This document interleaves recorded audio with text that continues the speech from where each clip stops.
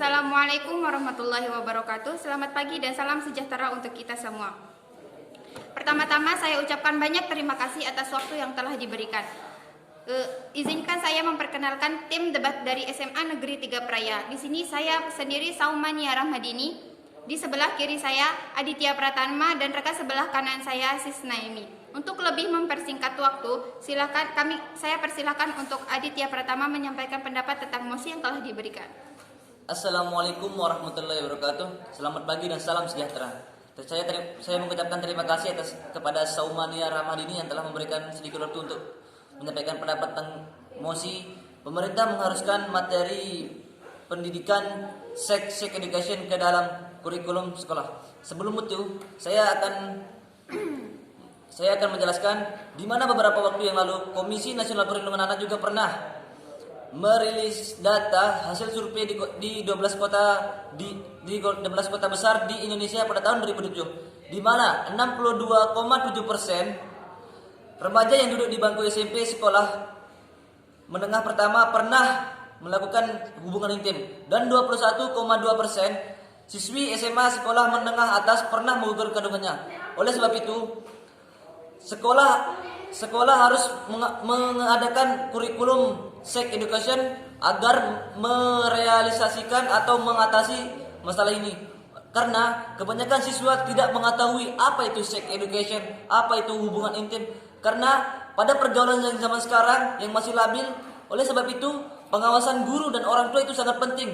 Oleh sebab itu sekolah harus mengadakan sex education atau kurikulum edukasi seks agar para siswa mengetahui apa faktor, penyebab, dan hasil yang akan diakibatkan jika melakukan hal-hal yang haram dalam agama tersebut.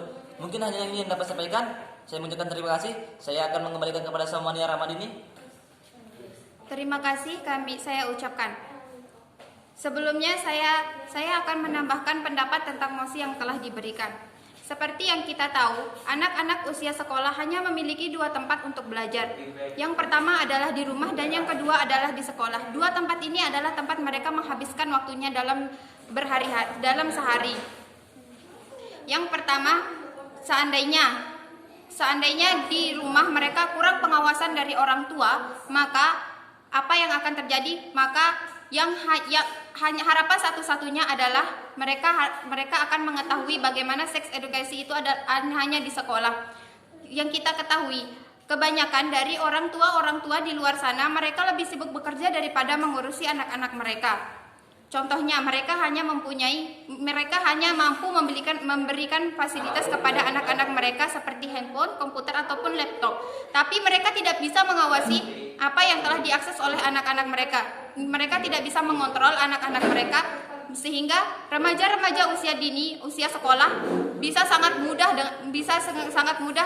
mencari link-link misalkan video porno atau yang tidak pantas mereka akses. Yang kedua, orang tua tidak bisa mengontrol lingkungan anak-anaknya. Contohnya, anak-anak mereka bergaul dengan orang-orang yang berhenti sekolah.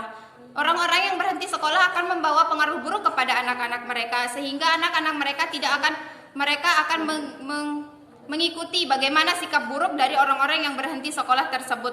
Sehingga yang paling penting adalah pengawasan orang tua.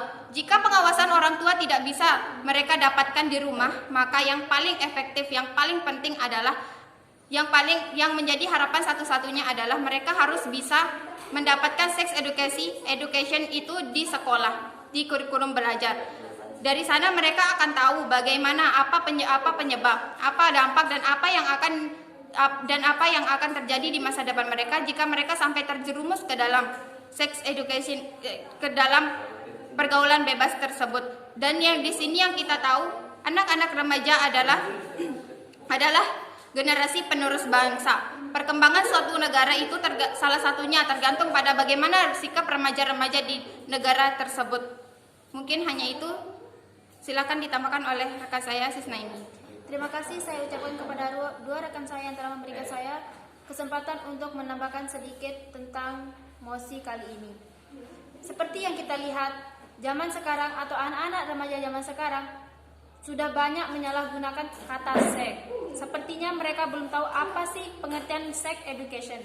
Saya akan mengasih tahu atau memberikan pengertian tentang sex education. Sex education yaitu adalah suatu informasi mengenai persoalan seksualitas yang benar dan jelas. Pendapat lain mengatakan sex education yaitu adalah suatu pengetahuan yang kita ajarkan mengenai segala sesuatu yang berhubungan dengan jenis kelamin. Seperti yang kita lihat, anak-anak zaman sekarang sudah pasti tidak mengerti tentang apa sih sex education. Seperti yang telah saya sampaikan tadi, sex education seharusnya sudah diberikan kepada anak-anak atau remaja sekolah. Sudah dikasih tahu, baik maupun melalui pendidikan informal maupun informal. Ini penting untuk mencegah biasnya sex education maupun pengetahuan tentang kesehatan reproduksi di kalangan remaja. Mungkin hanya itu yang bisa saya tambahkan. Kembalinya saya akan serahkan kembali kepada rekan saya Somania Ramadini. Terima kasih atas perhatiannya. Di sini kami mengucapkan banyak-banyak terima kasih dan mohon maaf apabila ada yang kurang-kurang atau salah kata dari kami. Sekian, terima kasih. Wassalamualaikum warahmatullahi wabarakatuh.